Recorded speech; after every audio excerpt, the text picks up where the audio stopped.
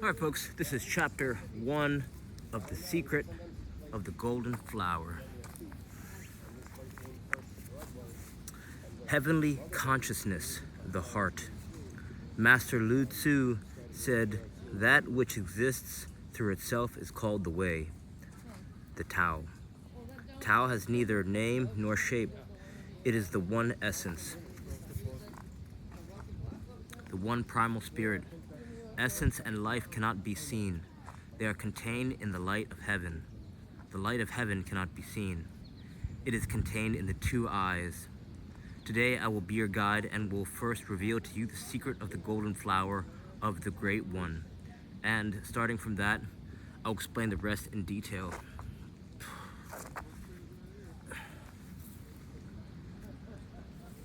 The Great One is the term given to that which has nothing above it.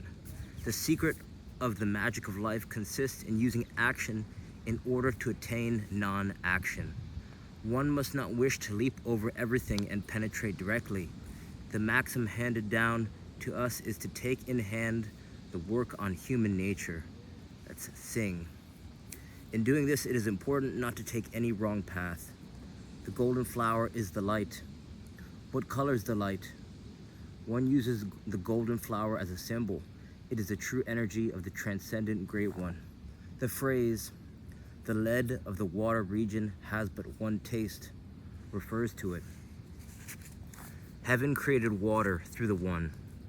That is the true energy of the Great One. If man's attained this one, he becomes alive. If he loses it, he dies. But even if man lives in the energy, vital breath, or prana, he does not see the energy, the vital breath. Just as fishes live in water but do not see the water. Man dies when he has no vital breath, just as fishes perish when deprived of water. Therefore, the adepts have taught people to hold fast to the primal and to guard the One. It is the circulation of the light and the maintaining of the center. If one guards this true energy, one can prolong the span of life, and then apply the method of creating an immortal body by melting and mixing.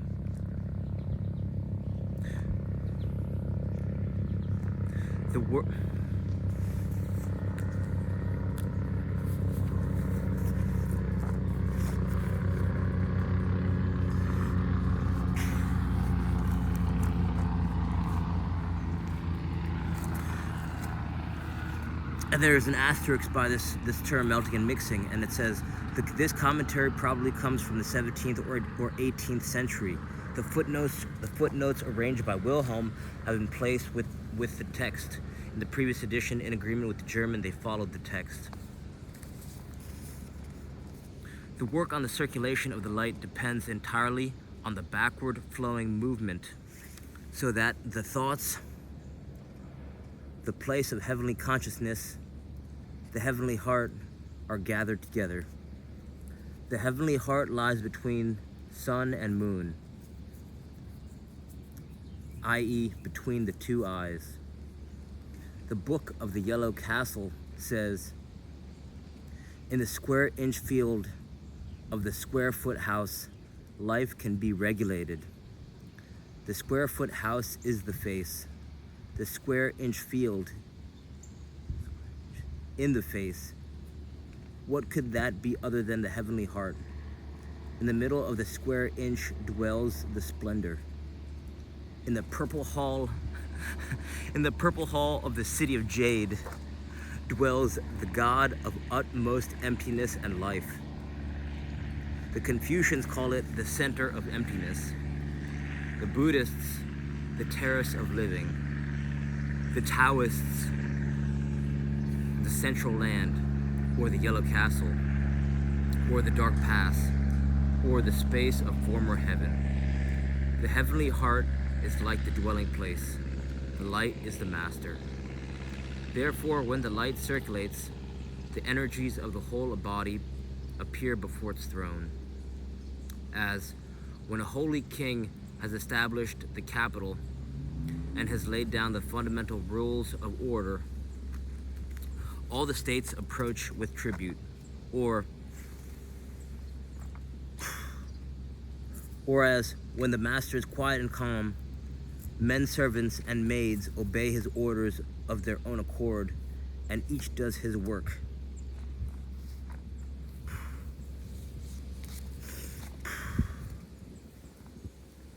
Therefore, you only have to make the light circulate. That is the deepest and most wonderful secret. The light is easy to move but difficult to fix. If it is made to circulate long enough, then it crystallizes itself. That is the natural spirit body. This crystallized spirit is formed beyond the 9 heavens. It is a condition of which it is said in the book of the seal of the heart, "Silently thou fliest upward in the morning." In carrying out this fundamental principle, you need to seek for no other methods, but only concentrate your thoughts on it. The book Lang Yen says, by collecting the thoughts, one can fly and will be born in heaven. Heaven is not the wide blue sky, but the place where corporeality is begotten in the house of the creative. If one keeps this up for a long time, there develops quite naturally, in addition to the body, yet another spirit body. The golden flower is the elixir of life. Chintan, literally golden ball, golden pill. All changes of spiritual consciousness depend upon the heart. There is a secret charm which, although it works very accurately, is yet so fluid that it needs extreme intelligence and clarity, and the most complete absorption and tranquility. People without this highest degree of intelligence and understanding do not find the way to apply the charm. People without this utmost capacity for absorption and tranquility cannot keep fast hold of it. This section explains the origin of the great way, the Tao, of the world. The heavenly heart is the germ of the great way. If you can be absolutely quiet, then the heavenly heart will spontaneously manifest itself. When the feeling stirs and expresses itself in the normal flow, man is created as primal creature. This creature abides between conception and birth in true space. When the note of individuation enters into the birth, human nature and life are divided into 2. From this time on, if the utmost quietness is not achieved, human nature and life never see each other again. Therefore, it is said in the plan of the Supreme Ultimate that the Great One includes within itself true energy, prana, seed, spirit, animus, and anima. If the thoughts are absolutely tranquil so that the heavenly heart can be seen, the spiritual intelligence reaches the origin unaided. This human nature lives indeed in true space, but the radiance of the light dwells in the 2 eyes. Therefore, the Master teaches the circulation of the light so that the true human nature may be reached. The true human nature is the primal spirit. The primal spirit is precisely human nature and life. And if one accepts what is real in it, it is the primal energy.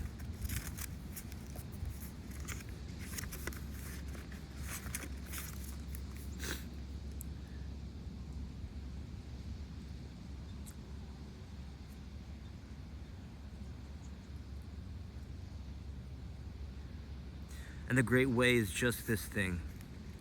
The Master is further concerned that people should not miss the way that leads from conscious action to unconscious non-action. Therefore, he says, the magic of the elixir of life makes use of conscious action in order that unconscious non-action may be attained. Conscious action consists in setting the light in circulation by reflection in order to manifest the release of heaven. If then the true seed is born and the right method applied in order to melt and mix, and in that way to create the elixir of life, then one goes through the path. The embryo, which must be developed by the work of warming, nourishing, bathing, and washing is formed. That passes over into the realm of unconscious non-action. A whole year of this fire period is needed before the embryo is born, sheds the shells, and passes out of the ordinary world into the holy world. This method is quite simple and easy, but there are so many transforming and changing conditions connected with it that it is said that not with one leap can a man suddenly get there. Whoever seeks eternal life must search for the place whence human nature and life originally sprang. The primal spirit and the conscious spirit.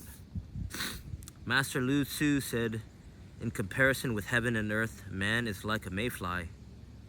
But compared to the great way, heaven and earth, too, are like a bubble and a shadow. Only the primal spirit and the true nature overcome time and space. The energy of the seed, like heaven and earth, is transitory, but this primal spirit is beyond the polar differences. Here is the place whence heaven and earth derive their being. When students understand how to grasp the primal spirit, they overcome the polar opposites of light and darkness and tarry no longer in the three worlds, heaven, earth, and hell. But only he who has envisioned human nature's original face is able to do this. When men are set free from the womb, the primal spirit dwells in the square inch between the eyes, but the conscious spirit dwells below in the heart. This lower fleshly heart has the shape of a large peach. It is covered by the wings of the lungs, supported by the liver, and served by the bowels. This heart is dependent on the outside world. If a man does not eat for one day even, it feels extremely uncomfortable. If it hears something terrifying, it throbs. If it hears something enraging, it stops. If it is faced with death, it becomes sad. If it sees something beautiful, it is dazzled. But the heavenly heart in the head, when would it have moved in the least? Dost thou ask, can the heavenly heart not move? Then I answer, how could the true thought in the square inch move? If it really moves, that is not good. For when the ordinary men die, then it moves. But that is not good. It is best indeed if the light has already solidified into a spirit body and life energy gradually penetrated the instincts and movement. But that is a secret which has not been revealed for thousands of years. The lower heart moves like a strong, powerful commander who despises the heavenly ruler because of his weakness and has usurped the leadership in affairs of state. But when the primal castle can be fortified and defended, then it is as if a strong and wise ruler sat upon the throne. The eyes start, the light circulating like two ministers, at the right and left, who support the ruler with all their might. When rule in the center is thus in order, all those rebellious heroes will present themselves with lances reversed, ready to take orders. The way to the elixir of life knows a supreme magic. Seed water, spirit fire, and thought earth, these three. What is seed water? It is the true one energy of former heaven, Eros. Spirit fire is the light, Logos. Thought earth is the heavenly heart of the middle dwelling, intuition. Spirit fire is used for affecting thought earth for substance and seed water for the foundation. Ordinary men make their bodies through thoughts.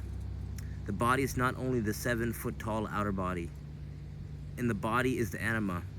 The anima adheres to consciousness in order to affect it. Consciousness depends for its origin on the anima.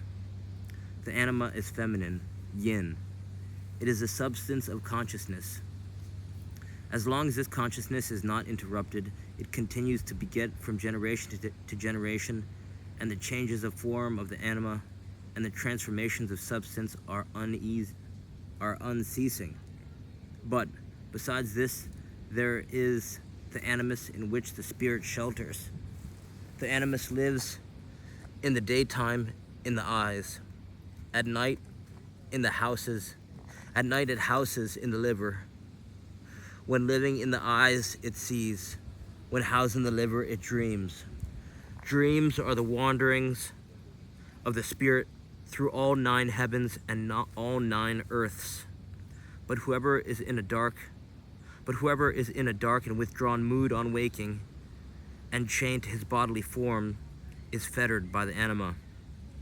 Therefore, the concentration of the animus is brought about by the circulation of the light, and in this way the spirit is maintained, the anima subjugated, and consciousness cut off. The method used by the ancients for escaping from the world consisted in melting out completely the slag of darkness in order to return to purely creative. This is nothing more than a reduction of the anima and a completion of the animus.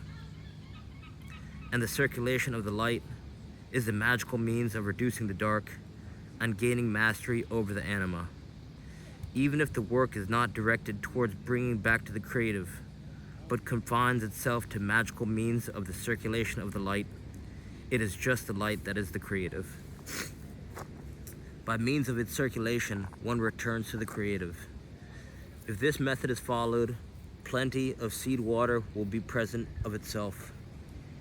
The spirit fire will be ignited, and the thought earth will solidify and crystallize, and thus the holy fruit matures. The scarabaeus, or the scarabaeus, rolls his ball. This is a fun picture.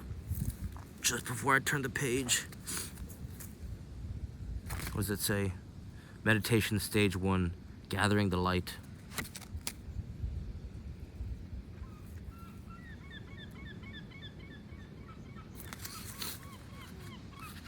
The scarabaeus rolls his ball,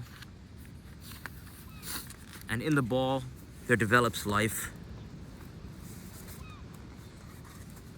as the result of the undivided effort of his spiritual concentration. If now an embryo can grow in manure and shed its shell, why should not the dwelling place of our heavenly heart also be able to create a body if we concentrate the spirit upon it? The one effective, true human nature, Logos united with vitality, when it descends into the house of the creative, divides into animus. Oh Lord.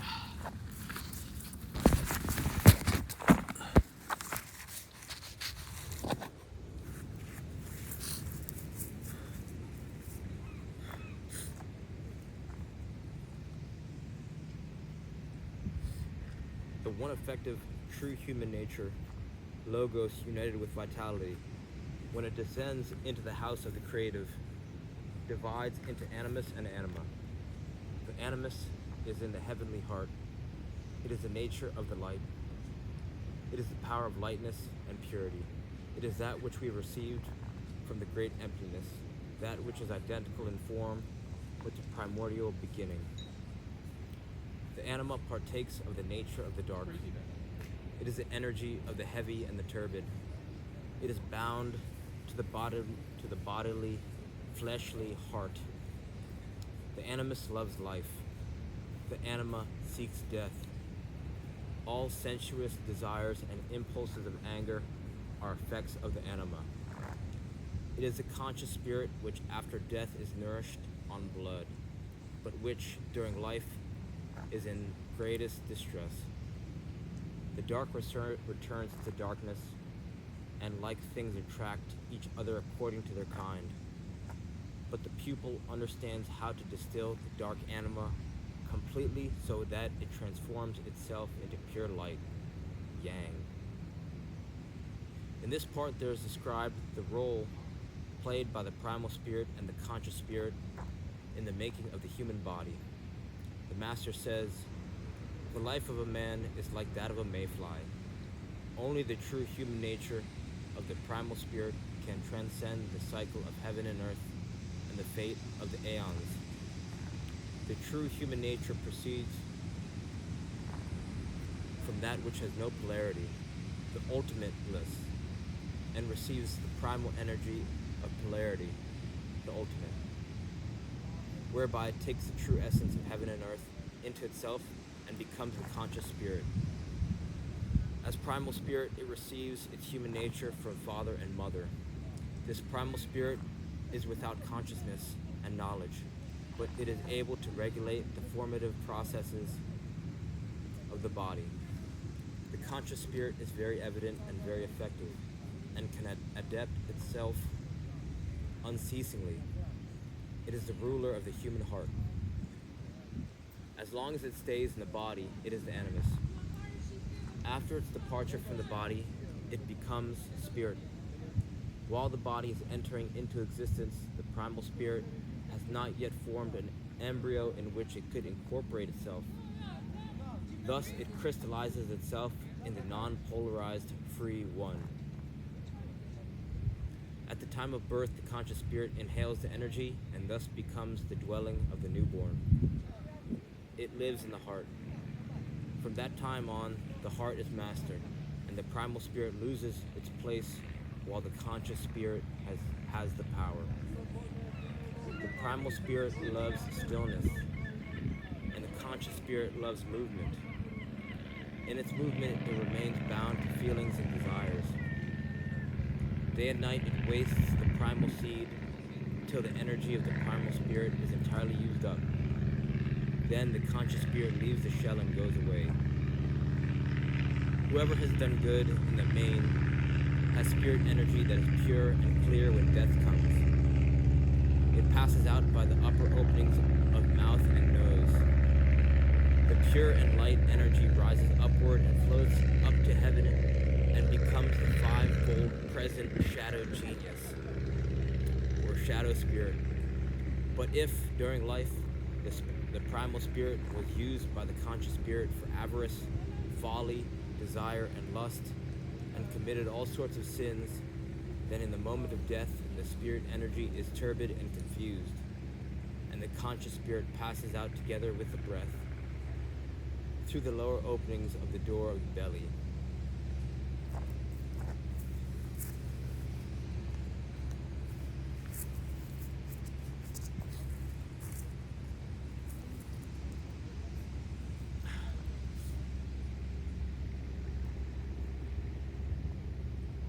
For if the spirit energy is turbid and unclean, it crystallizes downward, sinks down to hell, and becomes a demon. Then not only does the primal spirit lose its nature, but the power and wisdom of true human nature is thereby lessened. Therefore, the Master says, if it moves, that is not good. If one wants to maintain the primal spirit, one must, without fail, first subjugate the perceiving spirit. The way to subjugate it is through the circulation of the light. If one practices the circulation of light, one must forget both body and heart. The heart must die, the spirit live. When the spirit lives, the breath will begin to circulate in a wonderful way. This is what the Master called the very best. Then the spirit must be allowed to dive down into the abdomen, the solar plexus. The energy then has its intercourse with spirit, and spirit unites with the energy and crystallizes itself. This is the method of starting the work. In time, spirit transforms itself in the dwelling of life into the true energy. At that time, the method of the turning of the mill wheel must be applied in order to distill it so that it becomes the elixir of life. That is the method of concentrated work. When the life elixir of pearl is finished, the holy embryo can be formed. Then the work must be directed to the warming and nourishing of the spiritual embryo. That is the method of finishing. When the energy body of the child is fully formed, the work must be so directed that the embryo is born and returns to the emptiness. That is the method of ending the work. From the most ancient times till today, this is not empty talk, but the sequence of the great way in the true method of producing an eternally living and immortal spirit and holy man. But if the work is so far consummated then everything belonging to the dark principle is wholly absorbed, and the body is born into pure light. When the conscious spirit has been transformed into the primal spirit, then only can one say that it has attained an infinite capacity for transformation, and departing from the cycles of births, has been brought to the sixfold present golden genius. If this method of ennobling is not applied, how will the way of being born and dying be escaped?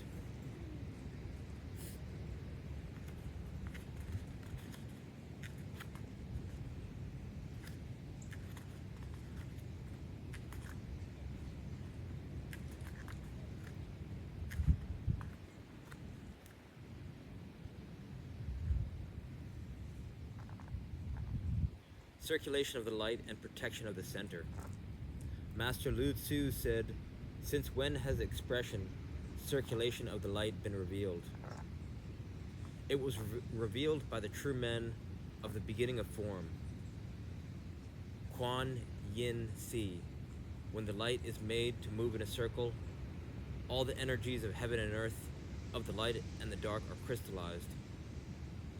That is what is termed seed-like thinking, or purification of the energy, or purification of the idea. When one begins to apply this magic, it is as if in the middle of being there were non-being.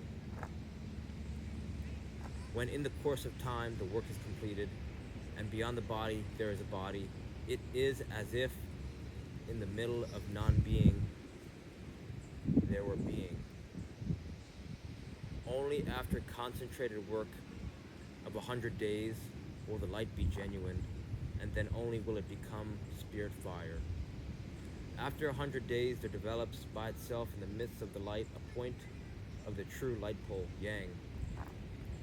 Then suddenly there develops the seed pearl. It is as if man and woman embraced and a conception took place. Then one must be quite still and wait. The circulation of the light is the epoch of fire. In the midst of primal transformation, the radiance of the light, Yang Kuang, is the determining thing. In the physical world, it is the sun, and man the eye. The radiation and dissipation of spiritual consciousness is chiefly brought about this energy when it is directed outward, flows downward. Therefore, the way of the golden flower depends wholly on the backward flowing method.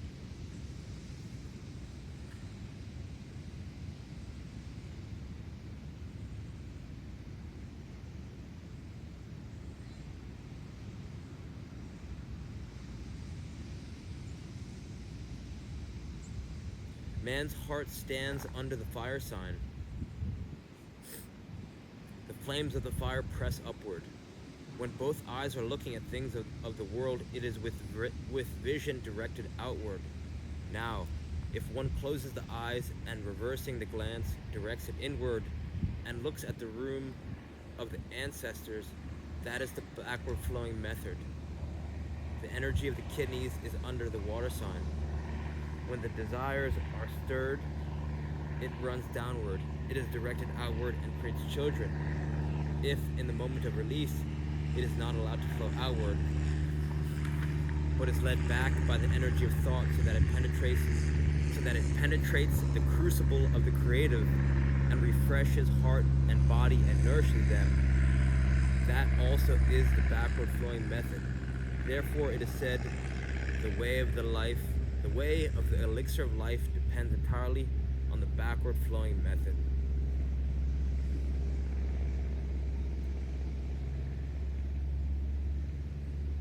Okay, so let's stop here. This is halfway through chapter 1, part 3, page 32.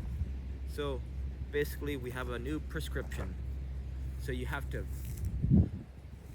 basically meditate, and you're creating this ball of life within yourself. You're creating a ball of light within yourself that transcends life and death. And you gotta do that for 100 days straight. And if you do that for 100 days straight, instead of focusing on the outside world, you basically, what I'm hearing is that you're harnessing this life energy that is present in you, but you have to activate it. Yeah, that sounds right. So I got a little bit of battery left. We're gonna see if we can just stay super relaxed, get some breathing going, and cultivate our golden ball genius elixir energy light. This book is crazy, but I'm happy I picked it up. Okay.